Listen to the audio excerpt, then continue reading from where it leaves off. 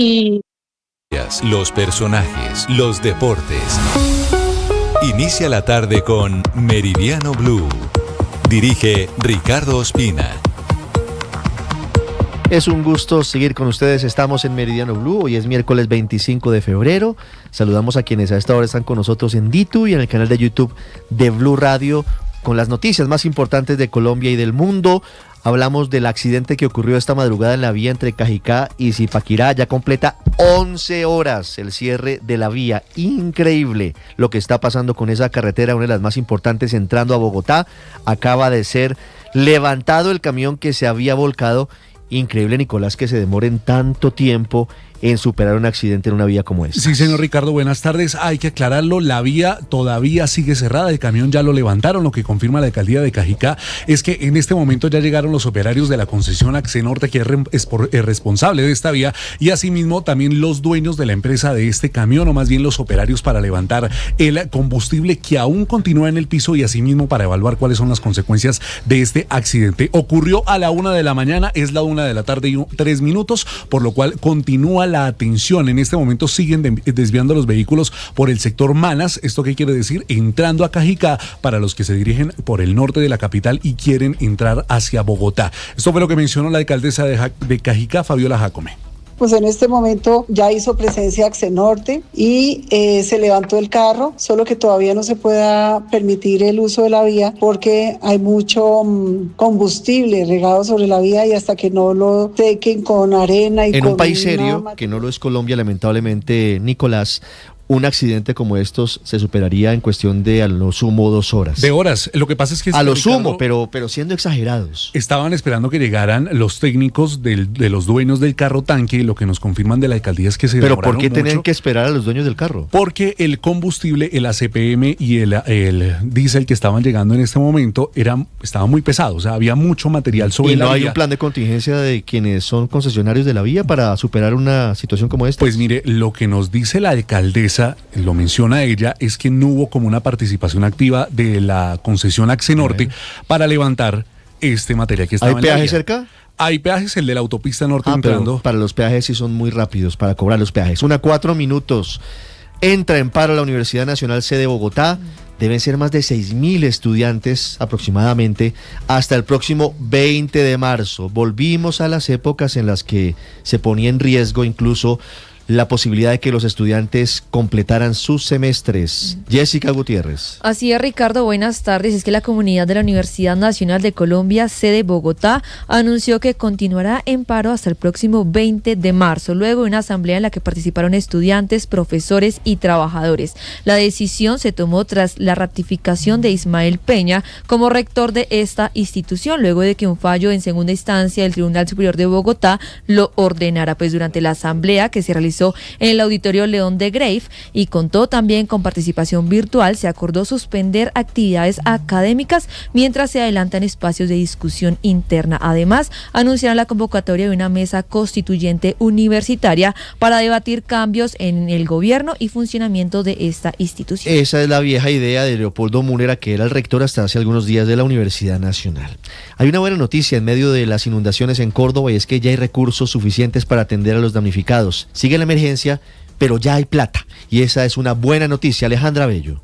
En el marco de la apertura de la vitrina turística de Anato en Bogotá, el gobernador de Córdoba, Erasmo Zuleta, señaló que ya son 25 de los 30 municipios los que presentan daños en el departamento, con el sector agropecuario completamente impactado y una fuerte erosión en las costas, donde se han perdido más de 30 metros de terreno.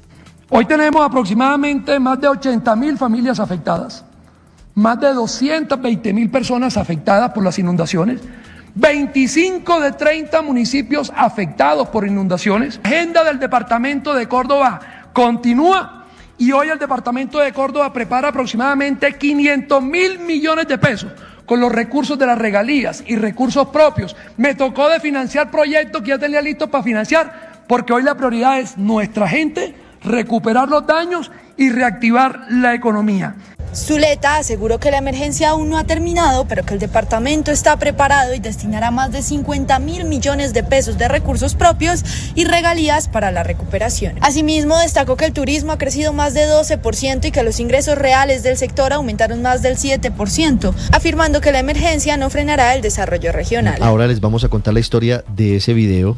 Déjemelo por favor en Dito unos segundos más, porque esa historia tiene mucho de fondo, porque es la comunidad en Córdoba trabajando para hacer un dique con el fin de evitar que se inunde toda la sabana o una parte importante de la sabana. Anoche se dio la estructura por la fuerza de las aguas, pero es una historia muy bella que vamos a contarles en segundos desde la costa Caribe. Cambiamos de tema, unas 7, estamos a 11 días de las elecciones para Congreso y de las consultas, y como suele pasar, los grupos terroristas intentan causar zozobra, que no lo van a lograr porque las autoridades lo están evitando. El ejército frustró un atentado terrorista que pretendía cometer el ELN en Bogotá en los próximos días. Stephanie Valencia. ¿Qué tal? Muy buenas tardes. Pues según el ministro de la Defensa, ubicaron lo que sería una fábrica de artefactos explosivos del ELN en el sur de Bogotá. Fue una operación coordinada en la que participó hasta la DEA. Hubo participación también de la Dijín de la Policía, la Fiscalía y el Gaula Militar para poder llegar hasta esa fábrica en la localidad de Usme, en donde encontraron, según el ministro de la Defensa, cualquier cantidad de artefactos explosivos, granadas, cartuchos de armas de fuego y también pólvora negra. Todo esto, dice el ministro de la Defensa, para cometer atentados terroristas en la capital del país en el marco de las elecciones que están próximas a realizarse. Señala el ministro de la Defensa al Frente de Guerra Urbano del ELN, que recordemos es una instancia del ELN creada específicamente para actuar en las ciudades a través de lo que se conoce como las milicias. Dice el ministro de la Defensa que se desconoce puntualmente la magnitud del atentado que iban a cometer, pero recuerda los atentados que en el pasado ha hecho el ELN en Bogotá, como el atentado al Centro Comercial Andino y el atentado a la Escuela de Policía General Santander también en el sur de Bogotá. En medio de esa operación en la que participó también la DEA, fueron capturadas 2 personas en flagrancia relacionadas o presuntamente por tener nexos con el ELN y estar de alguna manera relacionados con estos posibles atentados terroristas que pretendía cometer el ELN en Bogotá. Stephanie Valencia, Blue Radio. Stephanie, gracias. A propósito de esa zozobra que intentan sembrar los violentos y algunos que a través de la palabra quieren sembrar dudas sobre las elecciones, la Iglesia Católica está haciendo un llamado. No cita nombres propios, pero dice, mire, hay que dejar de lado los miedos e ir a votar con esperanza el próximo 8 de marzo. Salima Feris. Ricardo, Monseñor Héctor Fabio Henao, obispo delegado para las relaciones Iglesia-Estado, aseguró que el país necesita hacer ejercicios para proteger las elecciones y recalcó la importancia de que las personas tengan elementos suficientes para poder votar de manera informada y que el debate se dé sin poner en riesgo la vida. El miedo no puede ser el condicionamiento para votar. El miedo no puede ser el elemento que domine las elecciones en un momento tan histórico como este. Estamos en un momento muy clave de la vida del país y yo diría que aquí hay que transformar también lenguajes. Papa León nos deseó algo que es muy clave para la Colombia en este momento. Hay que hacer un ayuno del lenguaje del odio. Hay que hacer un ayuno del lenguaje que humille, que excluya y que estigmatice. Monseñor recalcó además que para tener elecciones libres se deben manejar de forma responsable y ética, descalificando el lenguaje que pues no aporte a los demás, que no sea propositivo y generador de democracia. Y mientras tanto, la presidenta del Grupo Aval pidió que no caigamos más los colombianos en la trampa del populismo. Marcela Peña.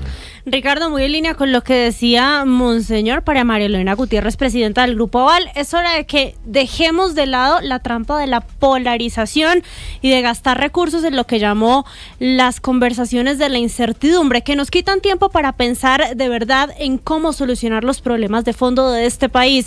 Y dijo, lo que tenemos que hacer las empresas es pensar siempre en la inversión.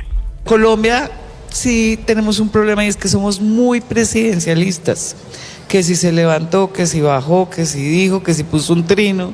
No, deberíamos hablar de otra cosa. O sea, es como mi llamado es que nos importa lo que haga, digamos, quiero decir, en el día a día.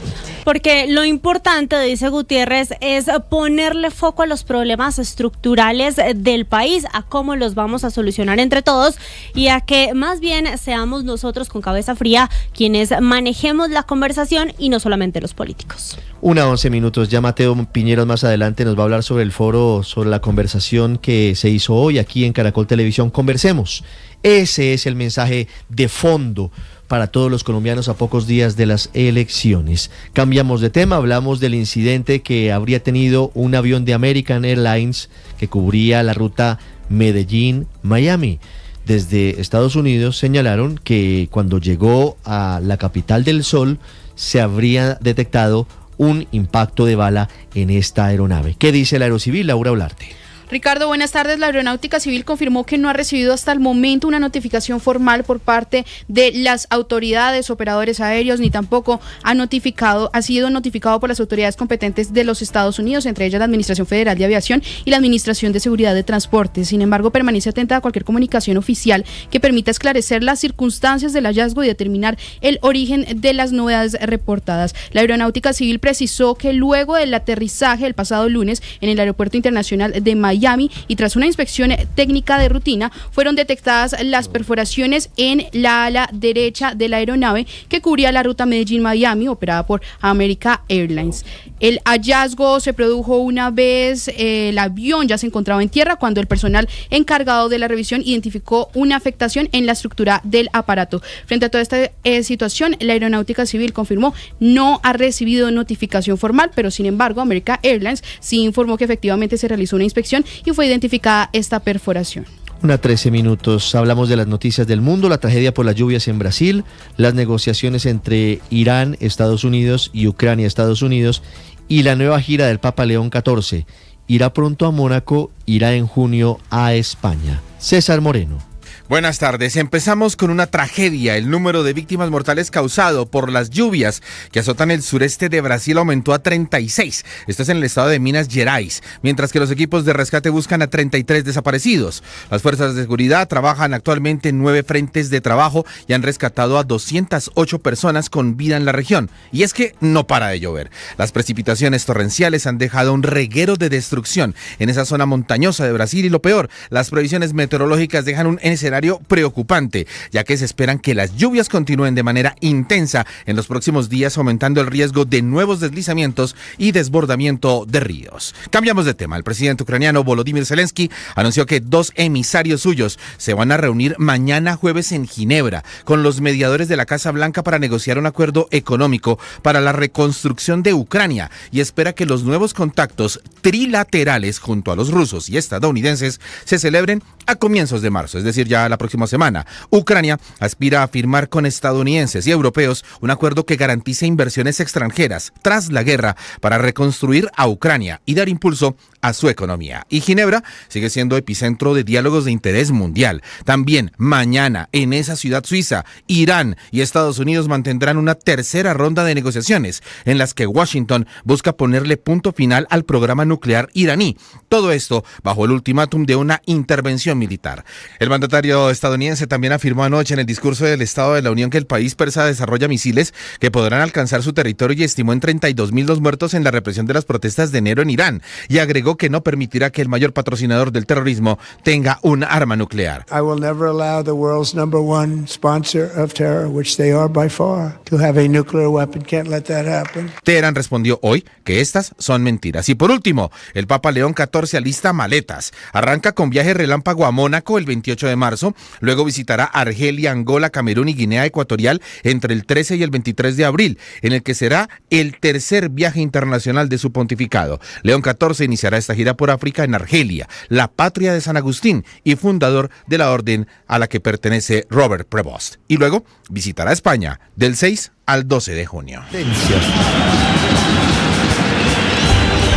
Impresionante el número de clientes, son 24 participaciones. 28 minutos del partido entre el Atalanta y el Borussia Dortmund en la Liga de Campeones. Octavio, buenas tardes.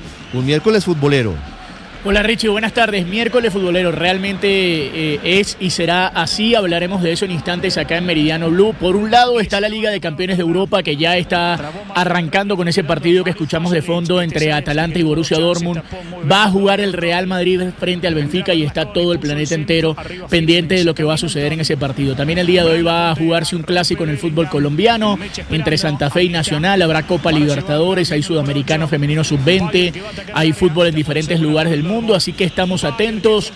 Todos los detalles ahora en Minutos en los Deportes acá en Meridiano. Esta temporada de Extraordinario.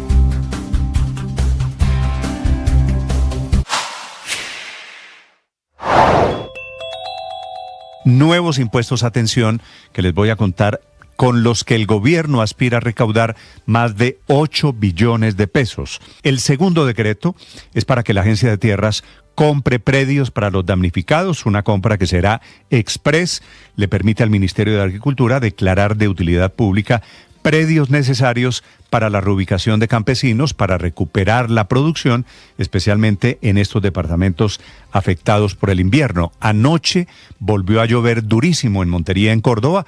Llovió lo que no había llovido en todo este mes de febrero. Fueron 10 horas de lluvias. Pero son también Antioquia, Guajira, Sucre, Bolívar, Cesar, Magdalena y Chocó, en donde hay campesinos y agricultores que necesitan este tema.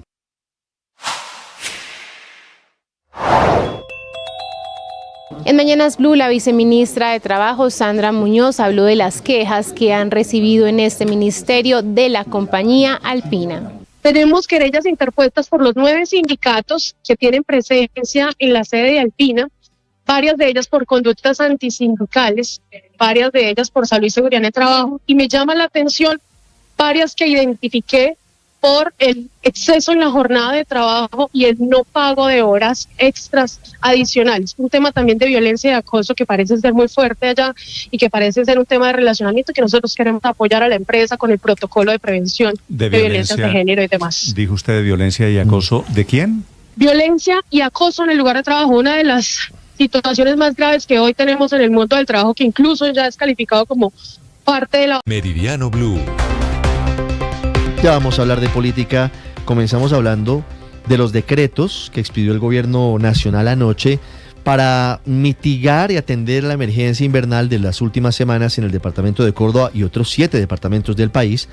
Ha pasado de agache algo importante, y es que en uno de esos decretos el gobierno ya expidió las inversiones forzosas de los bancos. Es decir, eso que se había discutido el lunes con el ministro de Hacienda y los banqueros, ya el gobierno lo hizo por derecha, a pesar de que estaba buscando una negociación. Marcela Peña, ¿para qué se va a usar esa plata?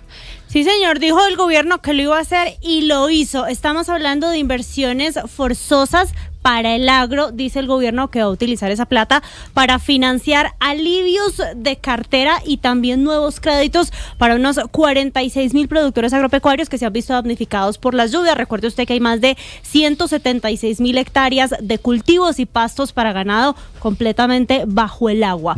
¿Cómo va a funcionar este mecanismo? Mire, hasta hoy los bancos están obligados a comprarle títulos a Finagro, que es una entidad del gobierno. Lo que pasa es que hasta ayer ellos podían hacer que de ese total que tienen que comprar les descontaran aquellos créditos que ellos directamente ponían para el sector agropecuario. Lo que hace el nuevo decreto es restringir ese mecanismo. No les van a contar la plata que le prestan a grandes productores, no les van a contar la plata que prestaron y está en cartera vencida, así que vamos a tener nuevos recursos para Finagro. No sabemos todavía de cuánta plata estamos hablando, pero le doy un dato: 18,6 billones de pesos es lo que hoy en día tienen los bancos en esos títulos. Muy bien, Marcela, una 20, eso frente a los decretos de la emergencia económica. Sí, señor.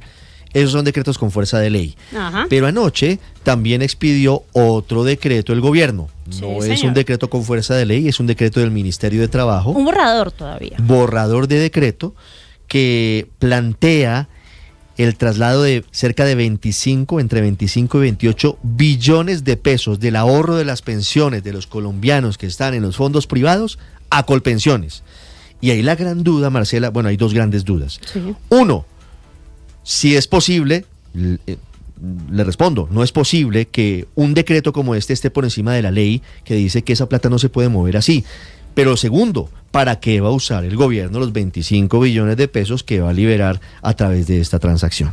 Pues mire, Ricardo, este decreto ha generado una enorme preocupación. Le resumo rápidamente lo que pasa. La reforma pensional decía que la gente que está a punto de pensionarse, a menos de 10 años de pensionarse y se quería pasar a Colpensiones, lo podía hacer, pero que sus ahorros del sistema privado solamente se los entregaban al gobierno en el momento en que esa persona llegara a la vejez y a la edad de pensión. Sin embargo, en el proyecto de decreto dice cuál edad de pensión ni qué pan caliente tienen que darle esa plata a Colpensiones, es decir, al gobierno, en 15 días. Hay una inmensa preocupación entre los gremios. Por ejemplo, el presidente de la ANDI, Bruce McMaster, dice que lo que vemos aquí es a un gobierno desesperado por conseguir recursos adicionales en plena época electoral.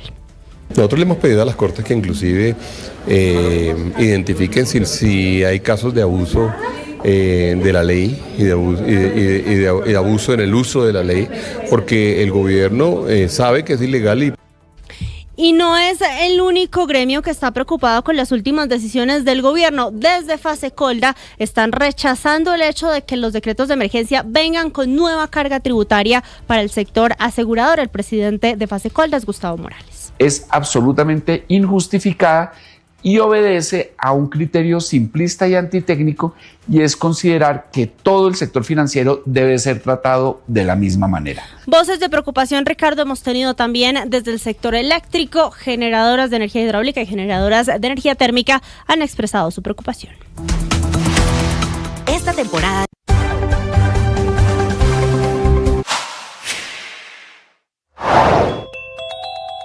A 12 días de las elecciones para Congreso y de las consultas presidenciales, las autoridades se siguen preparando para garantizar el normal desarrollo de la jornada electoral en la que los colombianos elegiremos senadores, representantes a la Cámara y eventualmente a 3 candidatos presidenciales.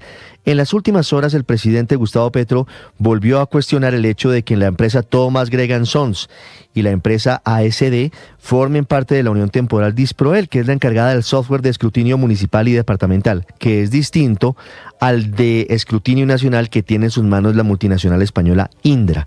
Sobre este asunto, vale la pena recordar que la empresa ASD, que entre otras cosas está vinculada a procesos electorales en nuestro país desde hace más de 25 años, cedió el pasado 20 de febrero, hace apenas 5 días, su participación en esa unión temporal que provee dicha herramienta tecnológica, luego de una polémica en la que se ha visto involucrada en Honduras. Como nota al margen, ASD, la misma empresa que ha sido objeto de los más recientes ataques del presidente Gustavo Petro, ha suscrito contratos con entidades del gobierno nacional entre 2022 y 2025 por más de 154.000 millones de pesos.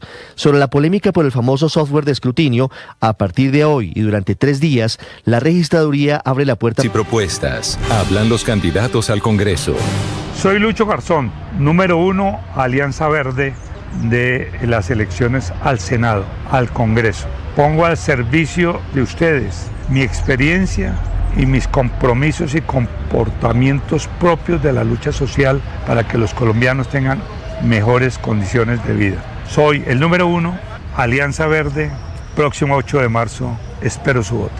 Soy Camilo Florido, el equipo internacional del Centro Democrático para abrir las oportunidades a los colombianos en el mundo. Y buscamos llegar a la Cámara de Representantes para abrirle oportunidades a los colombianos en el exterior, pero va a beneficiar a todos los colombianos porque crearemos los puentes laborales, los puentes educativos, los recursos que podemos traer del mundo a beneficiar los 32 departamentos. En estas elecciones del 2026 vota Centro Democrático Cámara Internacional, Centro Democrático Senado y Centro Democrático, por supuesto, en nuestra consulta con Paloma Valencia. En Blue Radio, promesas y propuestas. Hablan los candidatos al Congreso. A esta hora en Meridiano Blue, el rollazo político. En Colombia se habla de la crisis de la salud, en Colombia se habla hoy del invierno, se habla de la inseguridad en Bogotá y claro, cómo no, se habla de política. Usted seguramente en su casa, en el almuerzo, en su lugar de trabajo está hablando de política. Cómo no, estamos a 11 días de elecciones, pero está muy agitada la campaña a la presidencia de la República. Roy Barreras se expresó sorpresivamente en contra de la constituyente. Paloma Valencia lanzó una audaz propuesta de su fórmula vicepresidencial. Tenemos la gira de los demás candidatos y un aparente apoyo futbolístico a la candidatura de Abelardo de la Espriella. Caterina Ávila. Ricardo, comencemos con Roy Barreras, que desde Valledupar cuestionó esa firma para convocar una Asamblea Nacional Constituyente. Desde allí está adelantando su campaña y se refirió a ese momento en el que el Consejo de Ministros que se realizó ayer en Cartagena, el ministro de Trabajo, Antonio Sanguino, tomó la iniciativa y puso a firmar a todo el gabinete una de las planillas con las que un grupo de ciudadanos impulsados por el gobierno ha iniciado el proceso para convocar una Asamblea Nacional Constituyente. Cuestionó esta decisión y defendió los logros de la Constitución del 91. Yo no necesito una constituyente, pero en cambio me parece un riesgo para la estabilidad institucional de Colombia abrir un debate sobre una constituyente que podría echar atrás logros progresistas que logramos en la Constitución del 91. La tutela, por ejemplo. Creo que el país lo que está clamando ahora es estabilidad, seguridad, certezas. Por otro lado está el candidato Iván Cepeda, que anunció nuevas adhesiones de miembros de las principales centrales sindicales del país, otros 112 miembros de las seccionales de Barranca Bermeja y Bolívar de la Unión Sindical Obrera, el sindicato de Ecopetrol. Esto en medio de la pelea con el precandidato Roy Barreras por llevarse el apoyo de estas bases, pues recordemos que la Dirección Nacional de la USO se adhirió hace unos días a Barreras. Por el lado de la gran consulta, Paloma Valencia también está recorriendo el país junto al expresidente Álvaro Uribe, a quien se refirió reviviendo el debate sobre expresidentes y presidentes como fórmula vicepresidencial. Todo el mundo me anda preguntando quién va a ser mi vicepresidente. Yo les contesto que uno no puede ensillar las bestias antes de cogerla. Todavía nos falta ganar esa consulta.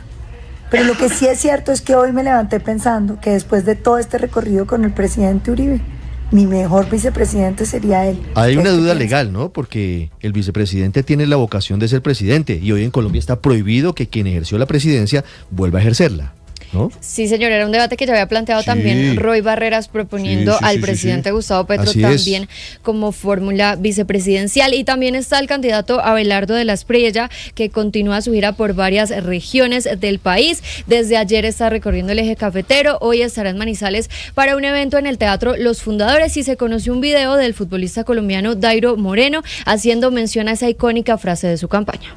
Bueno, aquí estamos con Dairo Moreno, que está como toda Colombia, firmes por la patria. Dairo. María, Alito, papi, firmes con Alito. Eso. Cabe mencionar también que José Félix Laforí, presidente de Fedegan, anunció que hará campaña a Abelardo de la Espriella tras renunciar al Centro Democrático por diferencias que tuvo con esa colectividad durante la escogencia del candidato presidencial. Caterine, gracias. Y ahora, don Andrés Carmona, vamos a hablar de otro de los temas que ha sido bien polémico, y es el código fuente del software que se va a utilizar para contar los votos y decirnos quién es el próximo presidente de Colombia. El presidente Gustavo Petro ha tratado de plantar ahí la semilla de la duda, y la registraduría salió hoy a decir: miren, tengo una pecera para que todos miren lo que quieran mirar. Así es, Marcela. Tal vez ustedes, quienes nos escuchan y nos ven a través de nuestro canal de YouTube, no tienen claro qué es el código fuente, porque el presidente vive trinando que muestran el código fuente, prácticamente es la receta, es el código matemático de programación con el que está diseñado el software de preconteo y de escrutinio. Cuando empiezan a registrar los votos tecnológicamente, es el código con el cual se va a registrar. Por ejemplo, el partido A va a tener tantos votos, el partido B tantos votos. La duda que siembra el presidente de la República es que ese código podría estar manipulado para favorecer unos votos u otros. Sí. Entonces, lo que decidió hacer la registraduría el día de hoy fue iniciar la auditoría de dicho código fuente. Esa auditoría durante 3 días va a permitir a auditores de sistemas de los partidos políticos revisar a profundidad el código. O sea, no es cualquier gato como hacer yo que pruebas de cómo se ingresan los datos. No, pues hombre, pues, usted y yo tal vez no sepamos de programación, pero sabemos de periodismo. Esa materia en el colegio o en la universidad no la pasamos, ¿sí? Sabemos más de periodismo que de programación, pero hay expertos y auditores quienes van a tener la posibilidad de revisar ese código fuente. Escuchemos lo que dice Oslander Sáenz, el gerente informático de la registraduría. No, señores, no va a poder llegar a alterar nadie ese código fuente, por cuanto él tiene unos sistemas de seguridad que lo que hacen es permitir que usted lo pueda ver, leer, más no modificar. Pero ¿qué dicen los auditores del sistema, especialmente los del Pacto Histórico? Escuchemos a Marta Bolívar, una de las auditoras designadas por el Pacto Histórico. Hay que decir que este es un escenario de mejora frente a lo que exige el Consejo de Estado desde la sentencia del MIRA, y que poco a poco estamos ampliándola. Pero es una buena noticia que el pacto histórico lo ven como un avance. Lo que ellos insisten es que mientras el software sea privado, no hay plenas garantías. Estatal, ¿quién haría un software como esos, por ejemplo? ¿A quién ponemos a programar? No, ellos lo que insisten es tratar de hacer lo que pasó con el software de escrutinio nacional, que es, lo hizo Indra, pero lo compra el Estado. En este caso, lo que quieren es que el del preconteo no sea de la Unión Temporal, ILE, sino del Consejo Nacional En Electoral. 2022 los auditores se inscribieron ante la registraduría. ¿Sabe cuántos hubo? ¿Cuántos? 186 auditores de sistemas. Ajá. Hoy se inscriben ante el Consejo Electoral. Hubo un cambio en la norma. ¿Sabe cuántos hay inscritos? ¿Cuántos? Para que se ríe usted. A ver. 7.530 auditores. ¿Sabe cuánto significa eso en incremento? 3.948% más. Más ojos imposible. Hay un interés. 7.530 auditores digitales, auditores de sistemas del código fuente. ¿Y sabe una cosa? No hay posibilidad de que haya fraude. ¿Y no sabe una existe cosa? Posibilidad de que haya Esa fraude. auditoría no es como dice el presidente de la República. No es una foto. No es una foto, es revisar a Claro. profundidad el Funcionando. código funcionando, y se les entrega una lista de instrucciones para que prueben Muy cómo bien. es el ingreso de 1:32 fue el ministro del Interior hoy a la Procuraduría. Hubo reunión de seguimiento electoral. Don Felipe García. Sí, señor, y el eje de ese encuentro fue el plan Democracia y la Transparencia del Sistema Electoral, luego de que el presidente Petro, recordemos Ricardo, cuestionara la entrega del código fuente del software y el panel ausentes de control, además del mal llamado agarrón entre él y el procurador Gregorio El Hash, y el manto de duda que desde el mismo gobierno dicen frente a los comicios que se vienen para el país. Cuando terminó la reunión, el procurador dijo que las reuniones han sido armónicas y provechosas, y anunció también una conclusión clave, y es que buscarán manejar un mismo lenguaje en todo lo que tenga que ver con lenguajes técnicos frente a las elecciones. Y del señor ministro de la Defensa, la cúpula militar y el director de la policía. Estas reuniones, todas afortunadamente han resultado armónicas, provechosas. Se ha avanzado en el conocimiento de la realidad material ante posibles riesgos extremos en lo electoral, porque estamos examinando el camino hacia las elecciones del 8 de marzo. El objetivo de todo esto para el ministro del Interior, Armando Benedetti, dijo es evitar que este manto de duda que se tiene todavía sobre la mesa no vaya a existir para el día de las elecciones, y dijo estar satisfecho con los espacios de diálogo abiertos para resolver las inquietudes planteadas por el presidente Gustavo Petro. Sí, a ver, esta reunión tiene muchísimo que ver con que ese manto de duda no vaya a existir para el día de elecciones. Se está haciendo esta reunión, mañana hay otra contemplada en Santa Marta para seguir. El registrador Hernán Penagos aclaró que la firma ASD ya no hace parte de la Unión Temporal y que los software de preconteo están siendo auditados todo el tiempo, todo esto para dar un mensaje de tranquilidad a los colombianos. La firma ASD no hace parte hoy de la Unión Temporal, y desde enero se vino trabajando para relevarla de esa Unión Temporal.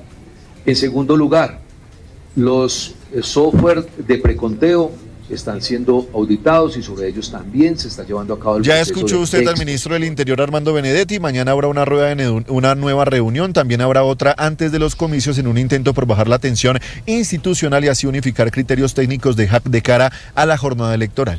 Muy bien, don Felipe, 1:35. Catherine, me quedó debiendo usted Sergio Fajardo y Mauricio Liscano. ¿Qué hicieron hoy en campaña? Sergio Fajardo está en una gira por el Caribe, estuvo en Barranquilla hablando con comunidades sobre las tarifas de energía de la luz y esas propuestas de él para solucionar este problema de larga data.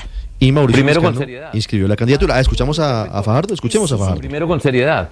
Van 5 interventores, 5. ¿Usted qué se imagina? Una empresa que tenga 5 cabezas en 2 años. Está vuelta a nada esa empresa. Vamos a ponerle, primero tiene que llegar el Estado a intervenir.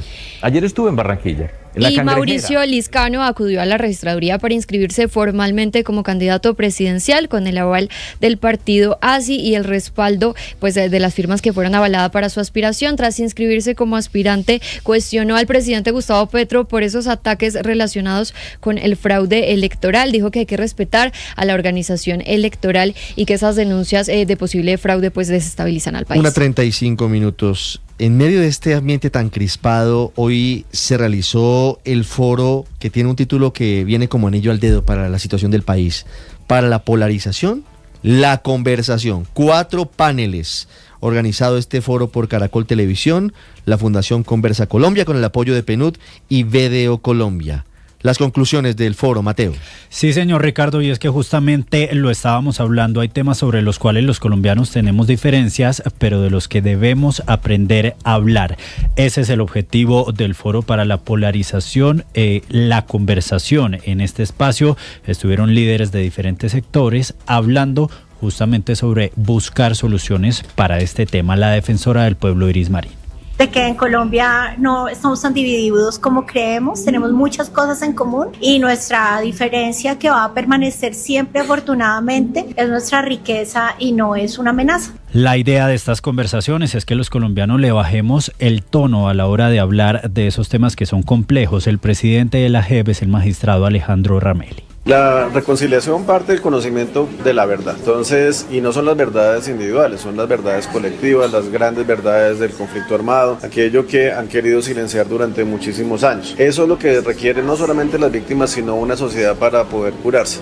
Este foro surgió después del lanzamiento de la campaña institucional Mejor Conversemos, que reunió a personas de diferentes zonas, edades y formas de pensar, justamente para hablar sobre cómo abordar estos temas difíciles. Luis Enrique Núñez, el líder social de Buenaventura. Y esta iniciativa de Conversemos logró que en la ciudad de Buenaventura todas las personas, inclusive las bandas, miraran desde otra perspectiva lo que están haciendo en realidad. Hoy hacemos un llamado para que esas bandas que hoy están en proceso de paz hagan un proceso real para que la comunidad en 3 meses goce una paz total. También estuvo el embajador del Reino Unido en Colombia, George Hodgson, quien asegura que aunque hay dificultades, nuestro país hoy es mucho mejor que hace algunos años. Ahora, Colombia, sí hay disidencias, sí hay otros movimientos con una visión distinta del país, pero básicamente estamos operando desde 2016 en un contexto mucho más normal. Entonces algo ha cambiado y es un segundo punto positivo. Y eso no es negar que hay polarización.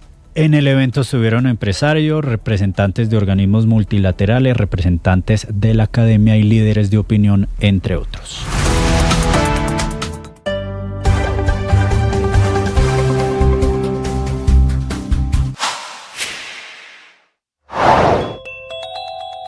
¿Por qué en la inspección a la planta de Alpina en Sopó, Cundinamarca, había personas del sindicato de esta compañía?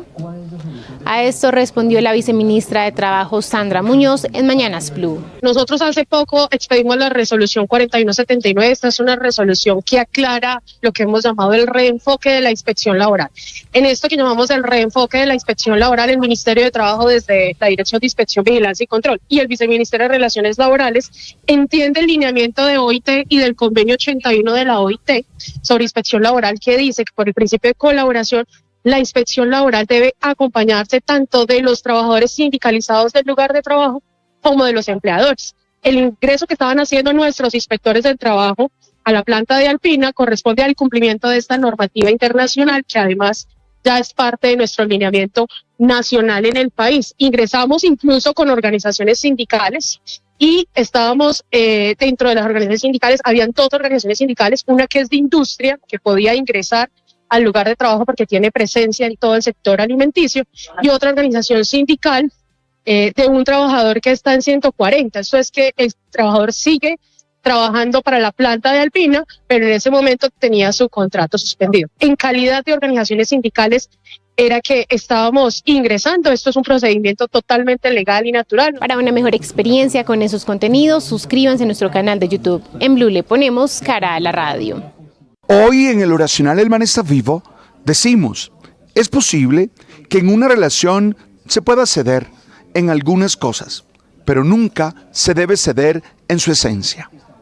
Eso lo descubrimos cuando conectamos con lo mejor de nosotros mismos, cuando trascendemos y somos capaces de ver el mundo desde esa posición supra de la espiritualidad.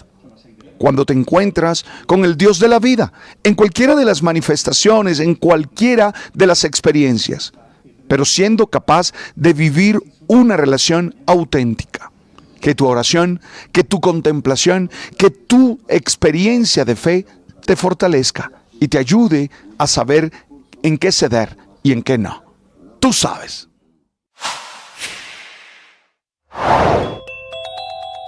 El presidente de Asofondos, Andrés Velasco, explicó en Mañanas Blue dónde está invertida la plata de los fondos privados, esto teniendo en cuenta el borrador de decreto del gobierno a través del Ministerio de Trabajo que busca trasladar parte de este dinero a Colpensiones. Es un monto tan grande que esa plata en su gran mayoría siempre está invertida, porque nuestra responsabilidad precisamente es buscar la mejor alternativa para multiplicar esos recursos para los colombianos que tienen y han confiado en sus cuentas de ahorro individual.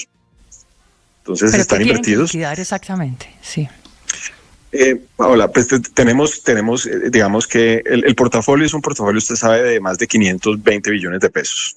Entonces, más o menos la mitad de esos recursos están invertidos en... Esto automóvil. Todos en Meridiano Blue.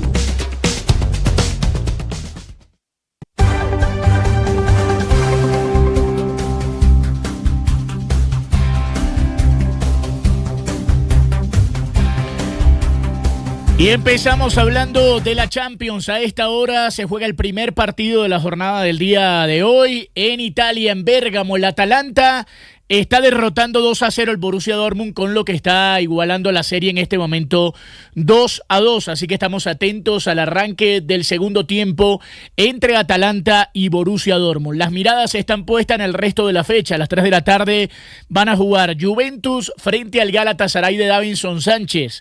El Galatasaray, el equipo turco, estará visitando Turín con la ventaja de haber ganado 5-2 en la ida. Estaremos atentos también al desarrollo de ese partido. Sabemos que Cabal está expulsado, no jugará por parte de la Vecchia Signora. El PSG en París, en Francia, estará recibiendo al Mónaco. 3-2 la serie en favor del equipo de Luis Enrique. Mientras tanto, todos estaremos atentos al duelo entre Real Madrid y Benfica. A las 3 de la tarde el Real Madrid tiene la ventaja de haber ganado 1-0. Todo el tema de Vinicius, Mbappé, Prestiani. Recuerden que el argentino no va a ser parte del juego, Mbappé tampoco. Así que estamos todos atentos al desarrollo de ese partido. El día de hoy también habrá fútbol colombiano. A las 7 de la noche van a jugar Independiente Santa Fe y Atlético Nacional de Medellín. Estaremos atentos a ese partido en el Estadio El Campín, en una jornada en el que también van a jugar Santa Fe y Nacional, pero en el fútbol femenino. Así que será doble la fecha hoy del torneo colombiano. También habrá Copa Libertadores de América. Atención con la jornada del día de hoy.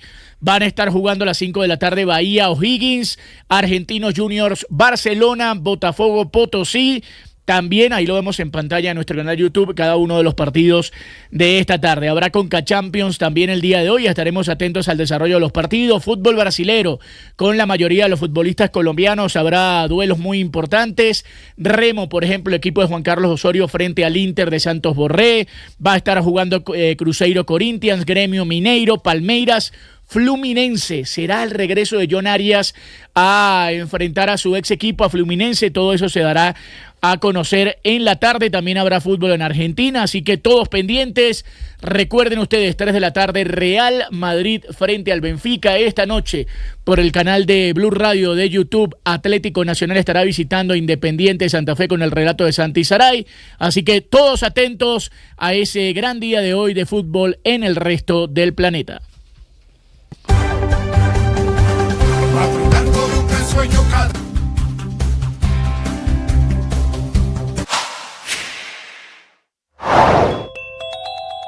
Avalancha de decretos del Gobierno Nacional para desarrollar la emergencia económica que fue declarada el 11 de febrero.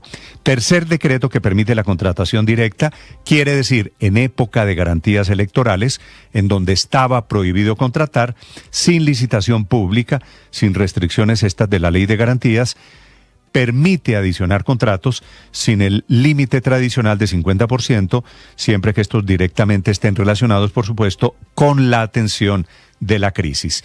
El cuarto decreto para la continuidad del programa de alimentación escolar, que es muy importante porque le van a dar alimentación escolar inclusive a niños que no pueden ir a las escuelas, o porque las escuelas suspendieron clases, o porque las escuelas resultaron afectadas por cuenta del invierno.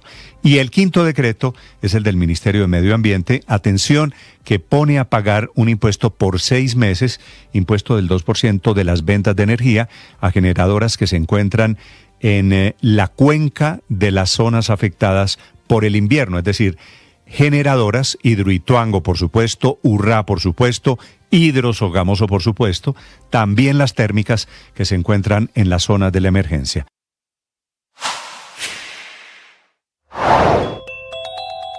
Está en riesgo la pensión de los colombianos con el borrador de decreto del Ministerio de Trabajo que busca trasladar parte de la plata de fondos privados a Colpensiones. A esta pregunta respondió Andrés Velasco, presidente de Asofondos, en Mañanas Blue. Usted,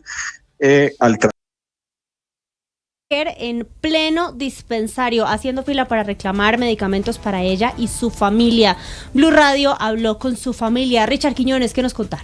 Se van conociendo nuevos detalles del caso de la muerte de la señora Cecilia Quintero. Se trata de una enfermera ya pensionada, vivía en el municipio de Chinacota, a una hora de la ciudad de Cúcuta. Había llegado a la capital norte santandereana a reclamar los pañales de su hijo, pero pues aparte de eso tenía otras pendientes, por así decirlo, en esta droguería de Cafán. Estamos con Edison Rojas, quien es uno de los hijos de ella. Bienvenido a Blue Radio, nos solidarizamos con ustedes como familia, pero cuéntenos exactamente qué ha sucedido. Ya Medicina Legal les confirmó las causas de la muerte y qué ha pasado después del fallecimiento de ella. No, pues hasta el momento nada, desafortunadamente. Pues ha sido muy doloroso, hemos estado en esta situación. No se han comunicado, el único que dio Cafán fue por redes sociales, que estaban investigando, que iban a ver cuáles eran las consecuencias, pero de ahí nada más. ¿Cuál era la condición de ella? No solamente entendemos que era paciente renal, sino también tenía otras patologías. Sí, ella tenía su insuficiencia renal, hepática, pero digamos que estaba controlada. Recibiendo su medicina, ella estaba controlada. Una paciente con una condición, pero digamos que soportable.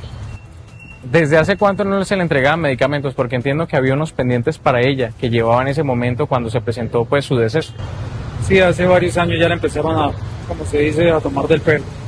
Ya no le entregaban a tiempo, sino venir. Ella vivía en Chinacota, venir mensualmente se le dificultaba.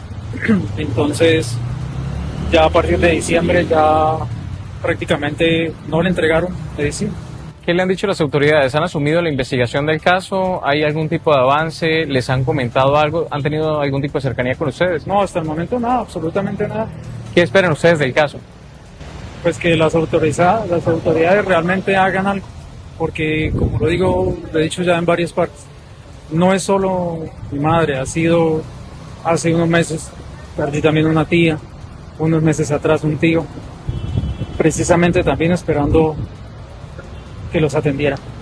Muchísimas gracias, nos solidarizamos con ustedes y pues lo dejo para que pues pueda continuar allá adentro en la funeraria. Muchas gracias y le pido por favor a las autoridades que realmente no dejen esta situación. Mire que ya los pacientes, no solo mi madre. Y es que los pacientes ya no dan más, doña Jessica. Tristemente, este caso no es único en el país. Todo el mundo desesperado por la no entrega de medicamentos. Así es, Marcela, y es que distintas asociaciones han rechazado lo que sucedió. Por ejemplo, Esperanza Arias, quien es la representante de los pacientes de Nueva EPS, señaló que la responsabilidad no recae únicamente a esta entidad, sino a todo el sistema de salud, incluyendo también a la Superintendencia de Salud, que no estaría haciendo nada. Escuchemos. Realmente no sabemos qué hacer, hemos tocado las puertas, todos los entes de control también yo siento que son responsables. La Superintendencia Nacional de Salud no hace absolutamente nada, no hay sanciones, no hay absolutamente nada con los pacientes. Y es que además afirmaron que este es un caso de uno de los cientos que según se están presentando en medio de la actual crisis en el sistema de salud, la cual se atribuye a problemas de desfinanciación. Hablemos entonces, doña Jessica, de alguien, o más bien de una entidad que se está haciendo algo frente al tema de salud, y es la Alcaldía de Bogotá, porque usted debe saber que se están poniendo en marcha nuevos centros de salud o de servicios resolutivos en salud que buscan paliar un poco toda la crisis. Doña Nicole Buitrago nos explica. Buenas tardes. La meta del distrito para la ciudad de Bogotá es habilitar cerca de 38 de estos centros resolutivos llamados SER. Ya son 5 los que se han habilitado, principalmente en las localidades de Kennedy, Bosa, Usme y Ciudad Bolívar. Aquí la atención es integral y centralizada, a diferencia de lo que están encontrando en otros hospitales, tanto públicos como privados. Hay edificaciones nuevas, equipos médicos de alta calidad y un personal muy robusto para atender en tiempo récord a miles de pacientes. Acá me hicieron los exámenes, me dieron la cita médica y me hicieron un electrocardiograma, porque antes me tocaba ir hasta el norte para sacar un electro. Pues que todo se hace más centralizado. No se hace congestión en los buses, no se hace congestión en mucha gente.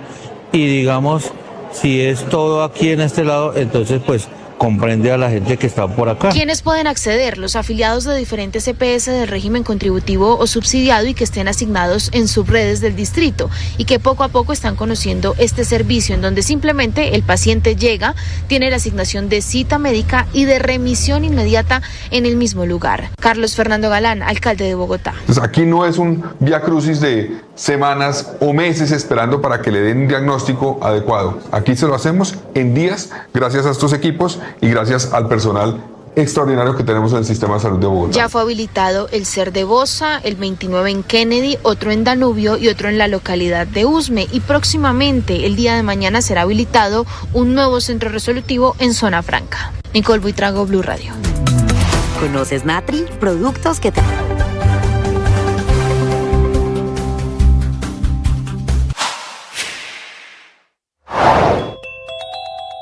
Libre, identificado, pero con muchas explicaciones por dar, la Fiscalía escuchó en una primera declaración al taxista que manejaba el carro de placas ESM 170, que recogió a Diana y la llevó hasta la puerta de su casa justo cuando ella salió de Teatrón en el bar el sábado amanecer del domingo en Bogotá. El taxista que llevó a Diana a su casa justo en el momento en el que llegan a esa dirección. Ella se va a bajar del taxi, pero 2 hombres se suben al vehículo y se la llevan. El taxista se presentó con su abogado en la sede del Gaula de la policía. Dijo que él también es víctima, que no sabe nada de la banda, pero coincidencia o no, hay muchas explicaciones por dar.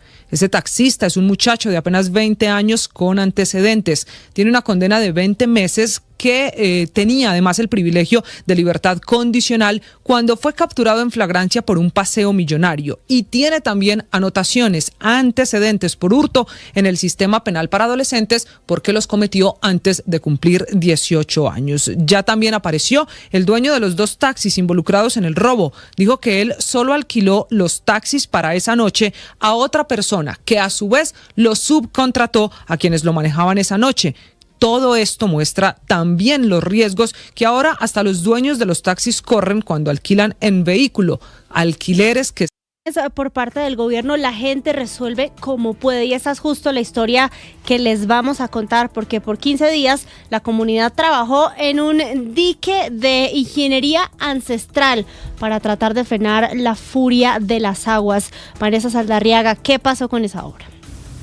Pues le cuento a usted y a todos los oyentes que los cordobeses este martes tuvieron que vivir un nuevo capítulo de fuertes lluvias, tanto que la resignación los volvió a mojar. Fueron 10 horas de fuertes lluvias que estuvieron afectando a Montería y a por lo menos unos 9 municipios. Entre estos estuvo Lorica. Allí desde hace 15 días cerca de 200 hombres han sido voluntarios para construir un dique artesanal con tablones de madera y sacos de arena para contener el río Sinú, porque con las inundaciones se rompió un boquete de casi 650 metros. Por esto ellos decidieron actuar en lugar de estar esperando ayudas del gobierno. Sin embargo, anoche, cuando se fueron contentos a su casa porque ya al fin habían logrado cerrar la estructura de madera, tuvieron que volver hoy a ver cómo el agua simplemente volvió a arrastrar esta estructura que los protegía para dejar ahora un nuevo boquete de casi 25 metros. Lastimosamente se rompió de nuevo. Observen el boquete que se hizo. Estamos hablando de alrededor de... A pesar de la desolación, los hombres volvieron hoy con sus martillos y con sacos de tierra al hombro para seguir con este trabajo, pues el agua no puede llevarse también la esperanza. Vanessa, gracias. Y completamos más de 25 horas de cierre en la autopista Medellín-Bogotá. Melissa. Marcela, así es compleja la situación de movilidad desde Medellín hacia la capital del país, pero también hacia el oriente lejano del departamento por este derrumbe de grandes proporciones que cayó en las últimas horas sobre la vía que conecta pues justamente a estas ciudades principales en jurisdicción de San Luis. Tras una inspección del Invías, hay que decir que son 60.000 metros cúbicos de tierra en el kilómetro 50 del tramo Santuario Caño Alegre, lo que tendría sin paso esta importante vía unos 4 días en total. Y es que también han dicho los transportadores de pasajeros de Antioquia que hay afectaciones no solo en las comunidades de la zona, sino en 14 empresas de buses. Frente a la situación, el gobernador Andrés Julián Rendón también ha dicho en las últimas horas que esa es la consecuencia de tener vías que no son concesionadas, que pasan a manos de la nación. Por lo pronto hay que decir que esta cantidad de tierra equivale a unos 4.285 viajes de volqueta, si se tiene en cuenta que en la zona se dispusieron para estas tareas 2 retroexcavadoras y 8 volquetas, Marcela.